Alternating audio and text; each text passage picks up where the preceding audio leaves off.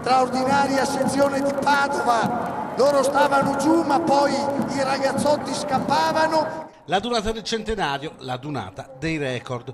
Per la 92esima volta le penne nere si sono date appuntamento, questa volta a Milano. 500.000 alpini, 600 da Padova, hanno invaso pacificamente le vie del capoluogo meneghino. La sezione padovana, che il prossimo anno festeggerà 100 anni dalla fondazione, non poteva mancare nel lungo sfilamento che ha concluso una 3 giorni di festa. Dovere, aiuto, ricordo. Questo sono i nostri alpini. Così il presidente veneto Luca Zaia dal palco delle autorità.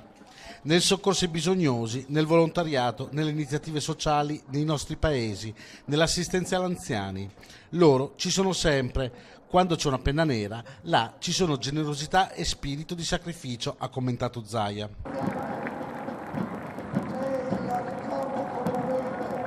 40 i gruppi padovani guidati dal presidente ANA Roberto Scarpa, partiti in settimana.